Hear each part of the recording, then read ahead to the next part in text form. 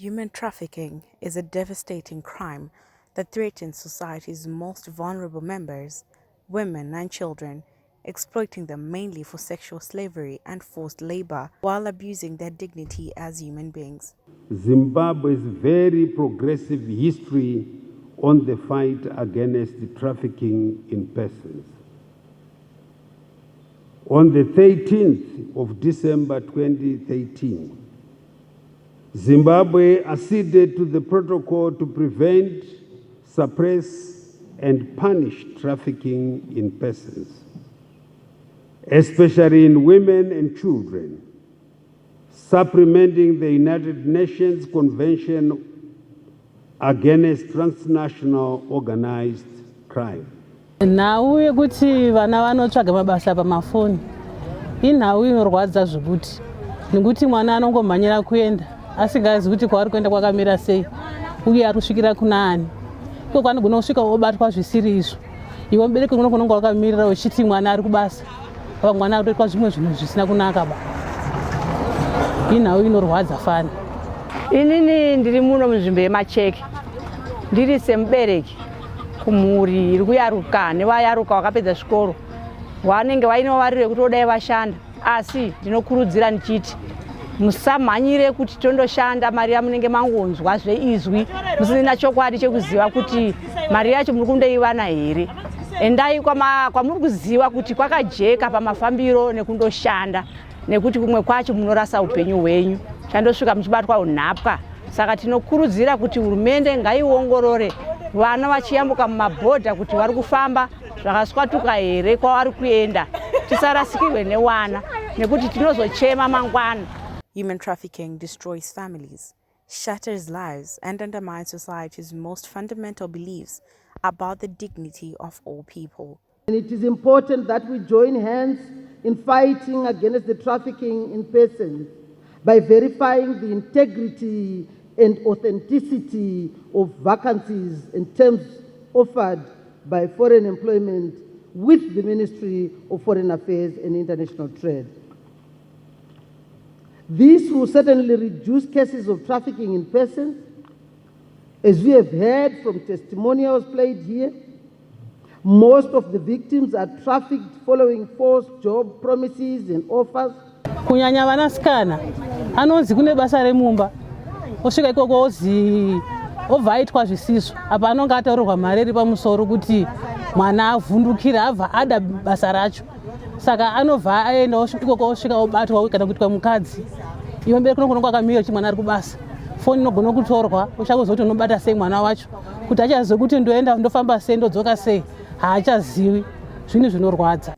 Many victims have fallen into the trap and attraction of the dollar as the human traffickers and fugitives promise heaven and earth for the unsuspecting people.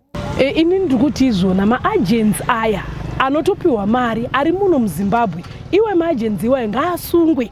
Akatanga asungwa iwayo then zvinhu zvese zvinoita zviri right nekuti iwayo ndiwo ari kutotengesa vana ava anenge achitozviziva kuti akaenda kuOman kana kuKuwait vana ivo vatoma slave bosi pavanosvika ikokoko vanosvika muchisheuta then vasvikemo muchisheuta ichochocho hatizive kuti chakamira sei kuti chinenge chichi vanhu vanenge vachiziva here. Kune vamwe futi maagents ekuti vanoti iwe mwana uya kuno torwa naava then achitongoenda uye anenge ataura kuti endawe ari kutotambidzwa envelope ari kutotaura kuti uri slave ndatokutenga ndoona uye munhu uye ndampa envelope ndatokutenga saka hakusisina kwauchaenda unofira muno ende wakatadza kuvanzwisisa zvavanenge vachitaura vanokuuraya chokwadi.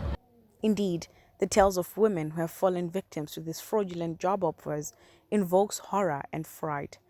Traffickers lure victims through international job offers, promising as much as $800 United States per month for jobs as housemaids in countries like Oman and Kuwait. Inini akaenda hama yangu yakaenda ikokoko yaitoitiswa zvese aigeza mwana ane 21 years kana ari kunguva yake handiti ndiye aitomubvisa mapads womugeza apedza kumugezesa ndiye anomuzora mafuta womupfekedza kubvira papendi asi mwana aitoenda kubasa aitonzi kudya cheko aitopiwa mabhonzo eKFC mwana wachona ndiye aitoti ndakusiyirawo KFC ndakuisira mbini wonodya because aisatenderwa kudya chake chete anga ari kungoshanda nani stop. Saka wedu weka isusu tikutoti isusu sevaberekika ngatisatendere vana kuti vangoende vangotorwe kwatisingazive kuti kwakamira sei, nekuti kufa kwevana hazvisi kumbotinakidza ba. Maajenzi muno machona iwa ngaatanga asungwa iwayo, ari kutanga piwa mari ye, ari kutaura kuti aiwa ndokuendesa ndobva ndakudai ngaasungwe iwayo. Zvinhu zvese zvinoita zvakanaka munyika muno. And for people with disabilities, they are also been the target for trading in this human trafficking web. Persons with disabilities can be victims of human trafficking as well, by the virtue of fact that they are more vulnerable and they can easily be used through deception. You understand?